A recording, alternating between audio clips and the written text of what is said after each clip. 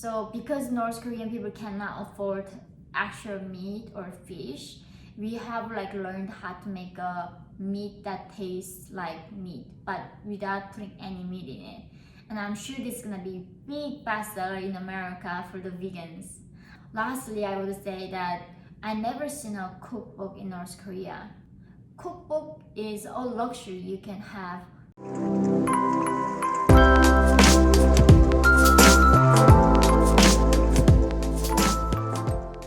Hi everyone, welcome to my channel. My name is Yeonmi Park. I am a North Korean defector, human rights activist. Today in this video, I'm going to talk about something long request subject about what average person in North Korea eat a day. I'm going to describe a daily meal plan for us. And again, it's not about all North Koreans eat this way. Kim Jong-un, obviously, he eats feast. His favorite food, one of the favorite food he likes is Swiss cheese.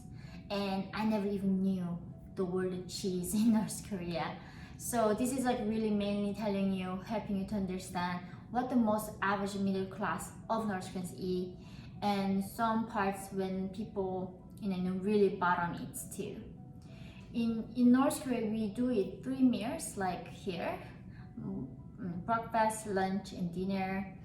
And it was we didn't really have a concept of eggs for breakfast, maybe pancakes for breakfast, and lunch is for this and dinner is for this. It is more like whatever we have.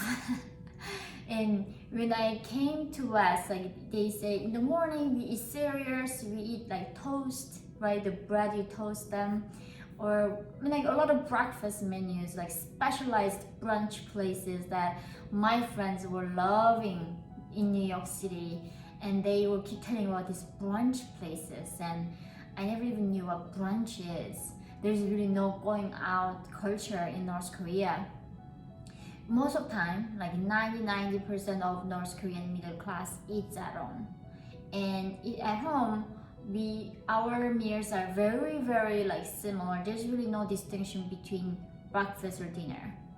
We often prefer to eat, rice with a soup that has a meat in it, and then we have several side dishes like kimchi, or like a salted cabbage, fermented cabbage, and kimchi. We eat it literally every single meal. And a lot of times we have this like salted radish, because why I keep saying like almost like a fermented or salted is because we don't have the refrigerator to keep food fresh. Therefore, we have to eat a lot of these things that can last in nature without being in the refrigerator. So what I remember in North Korea is that we were really eating things following the seasons. I never seen a cucumber in the winter time. That was a main shock when I went to China.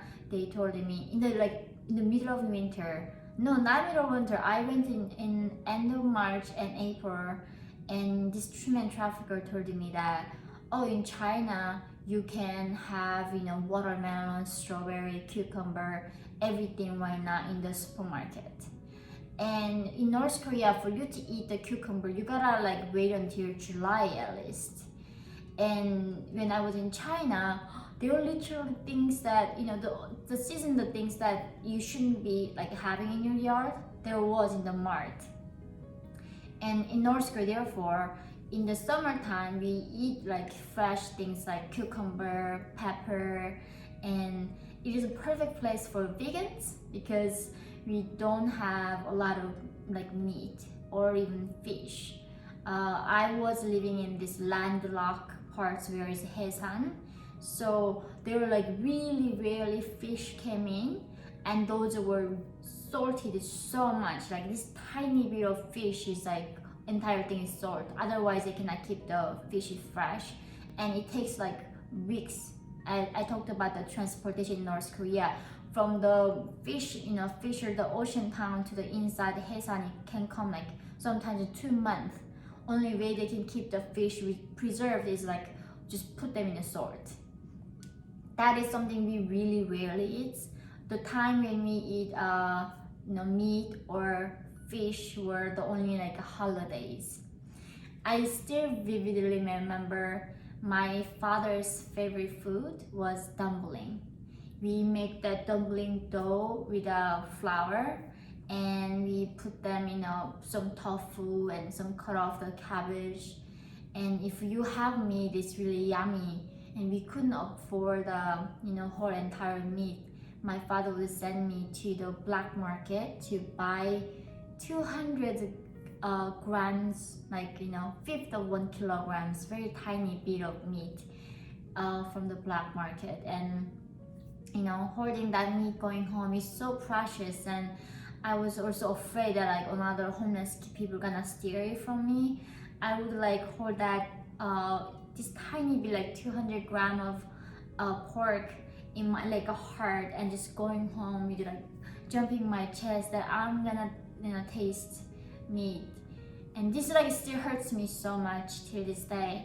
When my father died from colon cancer in China, a few days before, I was going out to Mart and buying like duck meat and a lot of different meat, because he loved meat so much, and he couldn't eat it because he had a colon cancer, and that was his last wish, that he wanted to eat some meat before he died.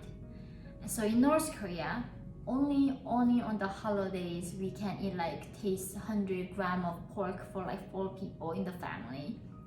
And on average days, we start with the rice, but that's only really top people. 2,500 dua tuge 5.000 kasih dua.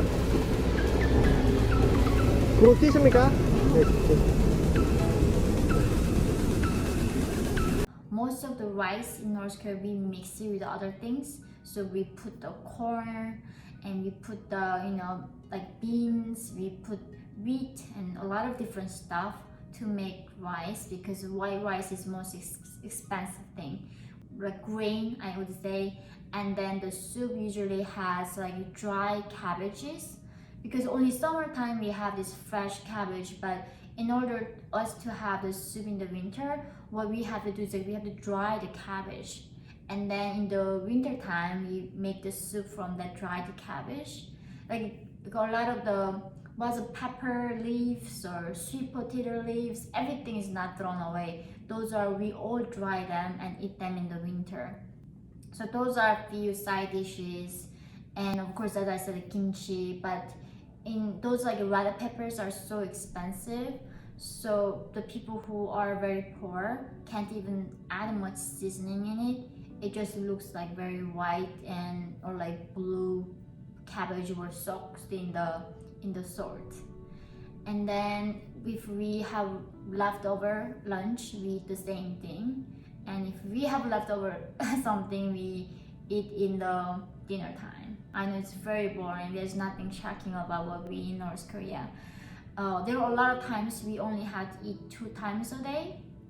So the trick is we would make a grain and we put lots of water in the grain. Then it just amplifies the portion. Like you want to feel the feeling when you're so hungry. So we would put a lot of water with some different grains and make almost like porridge. And if you drink lots of water, it helps you to ease some kind of hunger that you fear. And in the lunchtime, we wouldn't eat anything. And then dinner time, we would eat the same grain. And during the daytime, I would eat like grasshoppers and going to eat flowers or plants to ease my stomach from the hunger. But if you were eating any grain, that means you're really well off in North Korea. The people who are really poor in the bottom, they don't even get to see radish or anything. They eat the like roots of trees or plants, and they even eat the muds. Some certain of muds, you should never eat the muds, because if you eat them, you're gonna be constipated. You can actually die from it. When you're hungry, you lose your own humanity. Like civilization is only possible when people are being fed. When you're hungry, you don't think logically, if I eat this mud, I'm gonna be in so much pain, not able to go to the bathroom. but people still eat those muds and literally just eat anything. Some people in the concentration camps or even prison camps, they try to find anything, even in among the like animals' feces, if there was like any tiny corn that was left processed and comes out, and that's like what people eat in the bottom. But the middle class, we do, like, if you eat 2 times a day, you are considered to be a middle class. If you are tabulous, yeah, you eat 3 times a day and rice every meal. And that is like what Kim Il-sung promised to North Koreans, the first Kim, all the time, that I will make sure North Korean people is going to eat rice and the meat soup every meal. That dream hasn't come true for us. Most of human history that we were starving, and in the West we've been liberated from this hunger because technological innovations and all of that. But North Koreans are still almost in the middle age, that they are hunter and gatherers, still like starving most of days. Lastly, I would say that I never seen a cookbook in North Korea. Cookbook is a luxury you can have when you can afford to buy those different parts of the recipe. Like, where do you find the half of lemon? Where do you find like 3/4 of like garlic? Where do you find like half whatever the grams of beef or like noodle? And so many people like keep asking me like, oh, can you share some recipe of North Korean food? But I cooked as a child all the time, but the thing is, I never like just follow the recipes. We were just making whatever we had available that day. And a lot of times it is just really just simple vegan food that was usually soaked in the salt that could last for a month. And really, like, on the holidays we can eat some like rice cake and like tiny bit of meat and some cooking oil, and that is like the times when we were the happiest. But this is like really how bleak and boring it is. I wish my country were like even China. There is some flourishing culture of different cuisine and food that I could introduce, but there's really not much. However, there's few things that I still miss about North Korean cooking, which is the food that I ate in the black market. They were made out of tofu and they put the rice and pepper sauce. I would often say this is like North Korean hamburger, and that's how common it is. It doesn't have any meat in it, but we were loving to eat that. And lastly, it's called fake meat rice. So because North Korean people cannot afford actual meat or fish, we have like learned how to make a meat that tastes like meat, but without putting any meat in it. And I'm sure this is gonna be big bestseller in America for the vegans. I know that like in America it's like a lot of vegetarians and veganism are growing. So North Korea figured that out before you guys. There is actually the most common, most famous food called fake meat rice, 인조고리밥. So in here, they somehow in the factory putting a lot of sorts of stuff and creates taste of meat, and in between we put the rice and we put like very spicy pepper sauce on top of it. And these are my 2 favorite North Korean food that I still miss so much. I hope this wasn't too boring for you, that there's not much that we ate there, but also there is still people are being so creative despite we don't have much things to eat, that people try to have fun with the food and love sharing food with other people. Thank you again for watching this episode, and I look forward to seeing you all next time. Bye.